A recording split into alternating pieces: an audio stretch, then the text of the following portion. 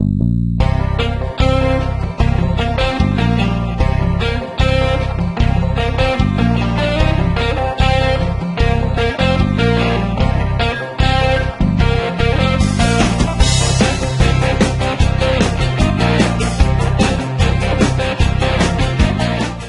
pessoal, tudo bem? Bom, estamos retornando aqui os nossos estudos na disciplina Ética e Cidadania.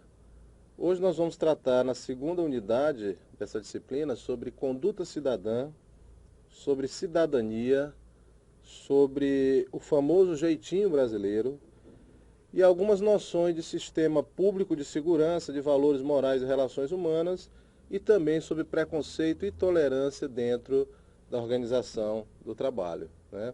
Vamos começar então falando um pouco sobre conduta cidadã. O que vem a ser conduta cidadã e como ela surge na discussão ética e moral da sociedade, né? Fazendo um breve retrospecto histórico sobre essa matéria, a gente pode dizer que surge uma primeira discussão sobre cidadania, sobre conduta cidadã, na Grécia Antiga, né? Os habitantes da cidade, né, chamada civitas, lá na Grécia Antiga, eram considerados cidadãos. Então eles tinham direito de participação nas decisões que eram tomadas pela cidade-estado, né, em prol do desenvolvimento daquela coletividade, né? É importante deixar claro que apenas o habitante das civitas, aquele que integrava a cidade-estado romana, era que era considerado um cidadão e, portanto, tinha um direito de participação na tomada de decisão política naquele momento, né? Na Roma Antiga também houve uma espécie de participação cidadã, de conduta cidadã, né? Que implicava no exercício de direitos políticos, civis e religiosos atribuídos apenas à classe dos patrícios, né? A classe dos patrícios era aquela classe privilegiada em Roma, né?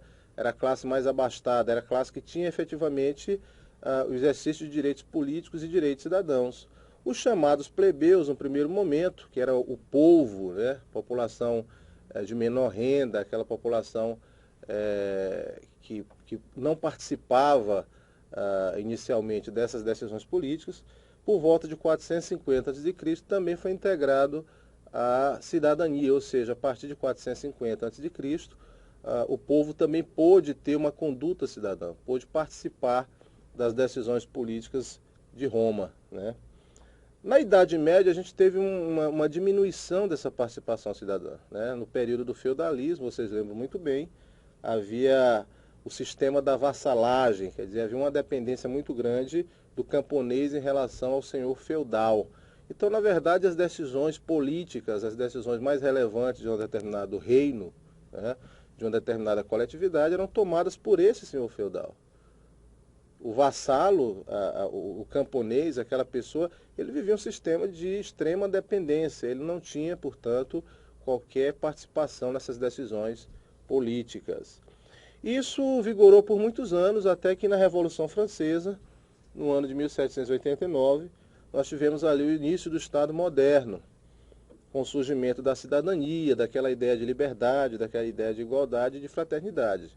Então, a partir da Revolução Francesa é que houve, digamos assim, a derrubada de um modelo absolutista, onde só a nobreza, né, é que controlava essas decisões políticas e onde a burguesia, formada por profissionais liberais, formada por comerciantes, é que passaram também a participar e a decidir os destinos daquela coletividade. Então, a partir da Revolução Francesa, nós temos aí o surgimento de um novo modelo de Estado, de uma nova forma de participação política, e surge então um conceito mais moderno, digamos assim, de cidadania, né?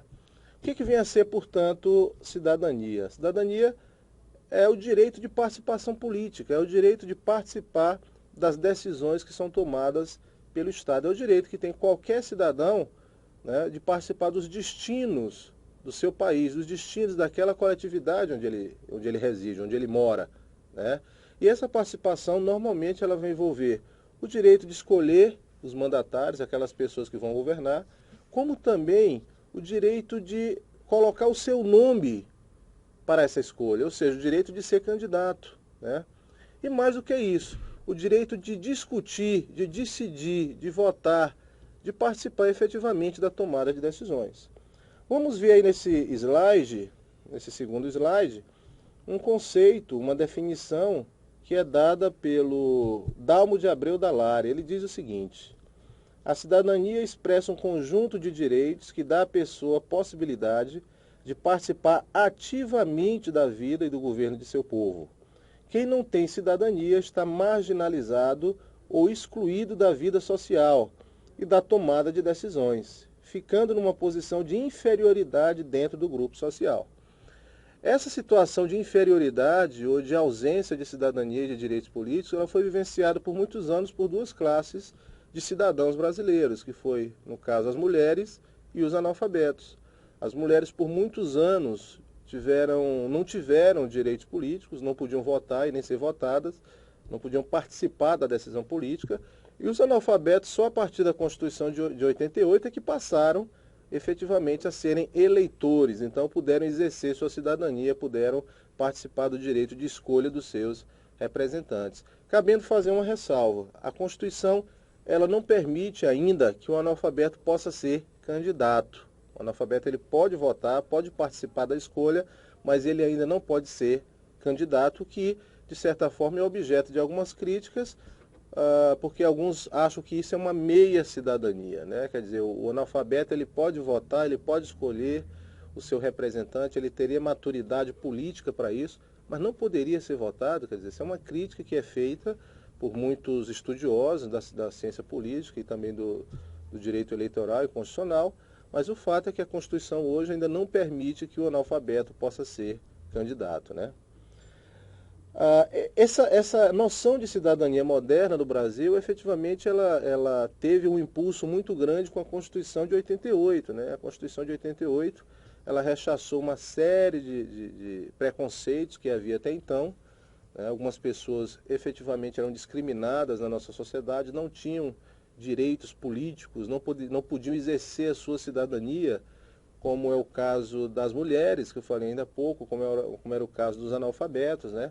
Mas isso tudo, de alguma forma, foi restaurado pela Constituição de 88, a chamada Constituição Cidadã, né? Aquela Constituição que Ulisses Guimarães chamou de Livro Verde, a Constituição que tem como sua essência realmente o estabelecimento de direitos políticos, né? Direitos coletivos, direitos sociais para todos os cidadãos brasileiros. Ulisses Guimarães, por exemplo, vocês estão vendo aí, né, nessa foto, desse slide, Ulisses Guimarães ele disse, quando promulgou a Constituição, o seguinte: essa será a Constituição cidadã, porque recuperará como cidadãos milhões de brasileiros vítimas da pior das discriminações, a miséria.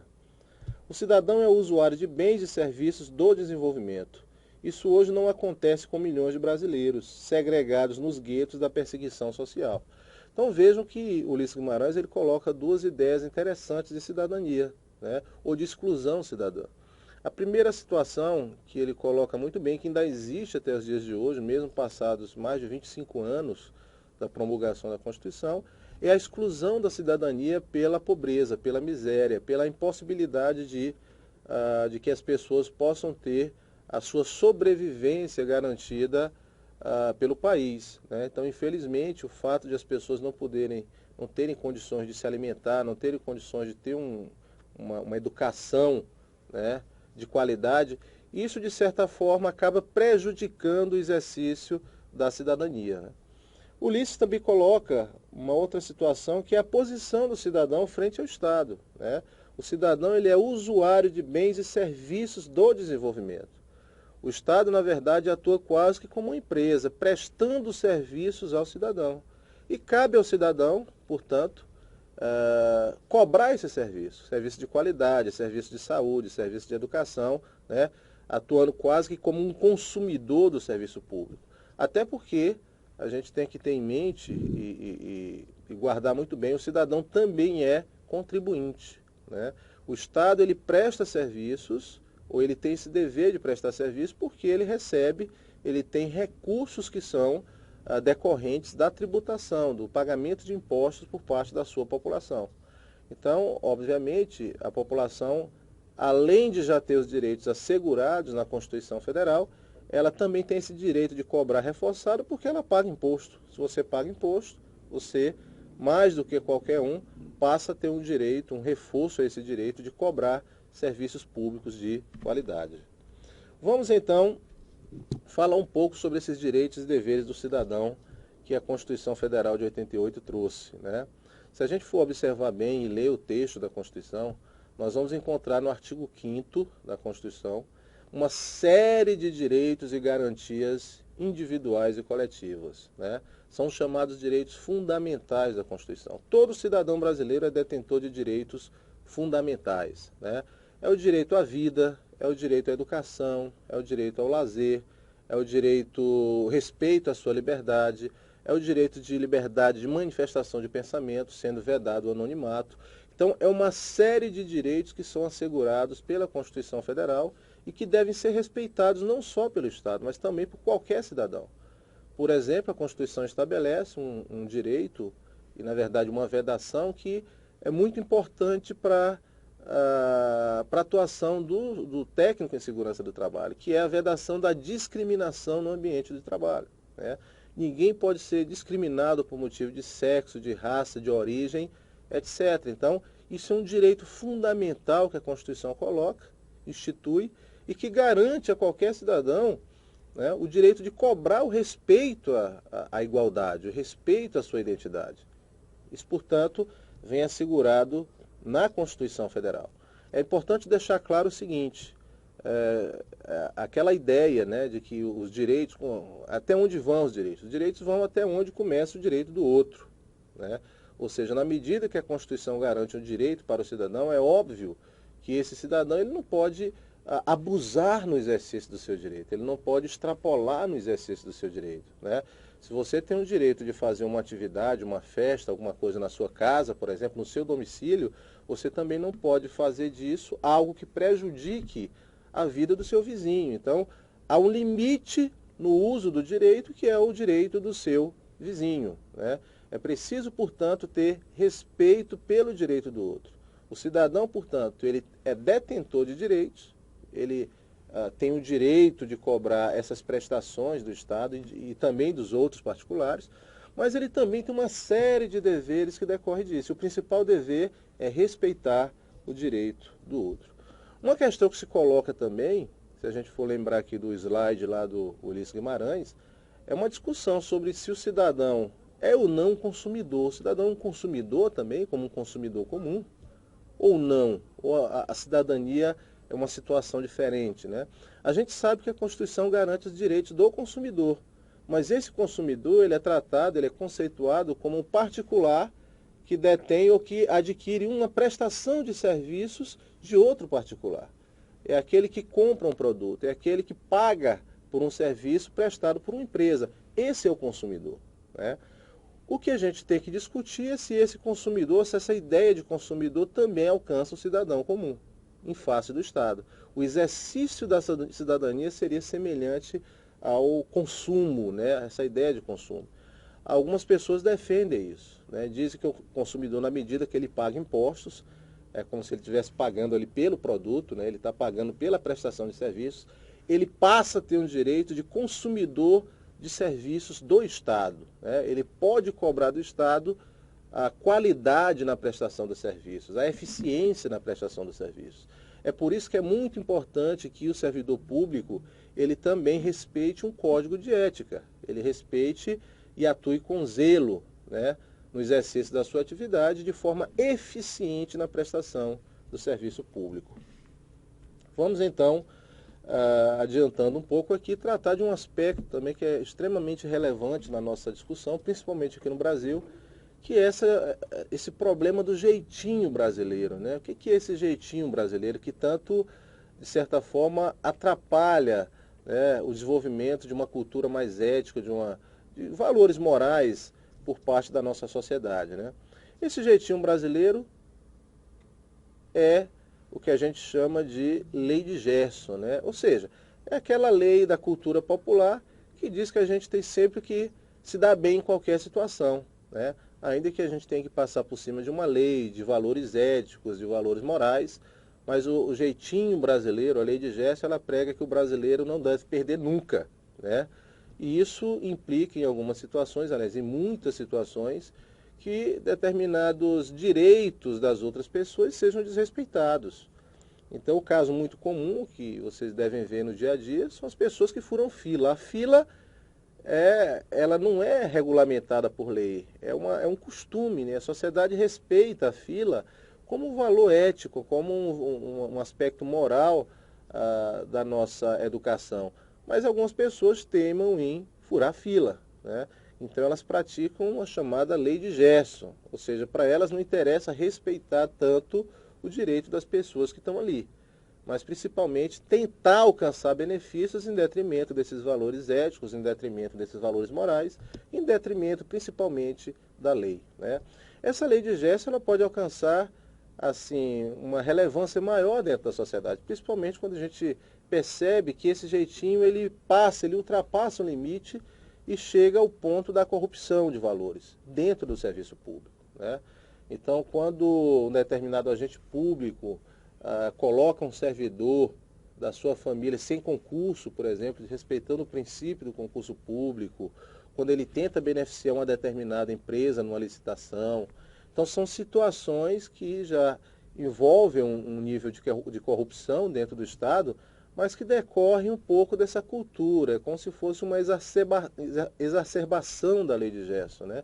Então a gente tem que ter muito cuidado com essa ideia do jeitinho, de querer se dar bem, combater esse tipo de conduta, porque efetivamente ela causa muitos males à sociedade brasileira e pode gerar futuros atos de corrupção. Preciso, portanto, termos cuidado com a lei de gesto.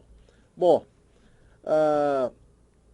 um ponto também que a gente precisa abordar nessa aula é o sistema de segurança pública no país. Como é que funciona o sistema de segurança? Nós, como detentor de direitos, como consumidores de prestação de serviços do Estado, nós cobramos do Estado de segurança, que se tenha segurança pública, né? Mas como é que é feita essa segurança pública? É importante, portanto, a gente fazer um pequeno desenho, uma pequena discussão sobre isso, né? A segurança pública brasileira ela é definida na Constituição Federal. A Constituição ela diz como deve funcionar o Estado, ela indica as estruturas do Estado e ela diz como deve funcionar a segurança pública, né? O Exército, por exemplo, as Forças Armadas, tem um papel predominantemente de segurança externa. O papel do Exército não é fazer segurança interna. O papel do Exército não é estar nas ruas brasileiras, combatendo o crime dentro do Brasil. O papel do Exército é fazer uma defesa contra uma agressão estrangeira, né? Contra uma agressão proveniente de outro Estado. Essa é o papel fundamental das Forças Armadas. É claro que a Constituição também possibilita que as Forças Armadas, excepcionalmente, de forma subsidiária, possa auxiliar os órgãos de segurança interna, possa auxiliar as polícias no exercício da atividade interna, mas isso de forma excepcional. Muita gente acha que o Exército pode simplesmente chegar e tomar as ruas, fazer a segurança das ruas, mas isso é proibido pelo texto constitucional, exceto realmente numa situação excepcional. Quem faz a segurança das ruas, quem deve garantir ao cidadão a segurança preventiva, né, são dois órgãos de polícia definidos na Constituição Federal. A Polícia Federal, que faz essa atuação preventiva em relação aos órgãos federais, né, sempre que envolver o interesse de um órgão federal, como o próprio IFP, como a Caixa Econômica Federal, como os Correios, né, os ministérios. Então, se envolver um crime relacionado a essas entidades, nós temos aí a competência e a atuação da Polícia Federal. A Polícia Federal, portanto, ela se restringe a combater o crime ou a prevenir delitos no âmbito federal, quando envolver interesse de entidades públicas federais. No âmbito dos estados, nós temos, e da população em geral, nós temos a Polícia Militar e a Polícia Civil. O papel da Polícia Militar é fazer um policiamento preventivo, ou como a gente chama mais tecnicamente, ostensivo. O papel da Polícia Militar é estar nas ruas, é tentar prevenir os delitos, é estar presente na vida da população.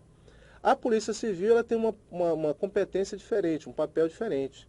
O papel da Polícia Civil é fazer uma atuação repressiva, ou seja, fazer a investigação dos crimes que já foram cometidos. O papel da Polícia Civil é de polícia judiciária, é uma polícia auxiliar do Poder Judiciário, né? Ela investiga os crimes, apura a prática dos delitos, indica os responsáveis e isso é repassado ao Poder Judiciário. O papel da polícia não é julgar, né? A Polícia Judiciária ela não julga ninguém, ela não condena ninguém. Ela faz a apuração da ocorrência daquele crime e isso é encaminhado ao Poder Judiciário. Quem julga efetivamente é o juiz, né? Então a Polícia Civil ela tem um papel de polícia judiciária, enquanto que a Polícia Militar tem um papel de polícia ostensiva, né? Bom, passando um pouco mais adiante na nossa explanação, vocês veem aí um slide que envolve duas pessoas, né, dentro do ambiente de trabalho, aparentemente ali pessoas que têm valores diferentes, ou seja, pessoas de origem social diferentes, e aí surge a discussão sobre os valores morais e as relações humanas, né? Quer dizer, como se dá esse relacionamento entre o diferente? As pessoas nascem diferentes, as pessoas têm personalidades diferentes, as pessoas têm origem diferente, né? Então, essas origens, essa personalidade, ela tem que ser respeitada, as pessoas têm que ser tolerantes umas com as outras, a menos que haja, como eu já disse antes, né, a violação de um direito de outra pessoa por aquela que tem o direito. Então, é importante ficar bem claro esse dever de tolerância que deve haver entre as pessoas no ambiente de trabalho, né?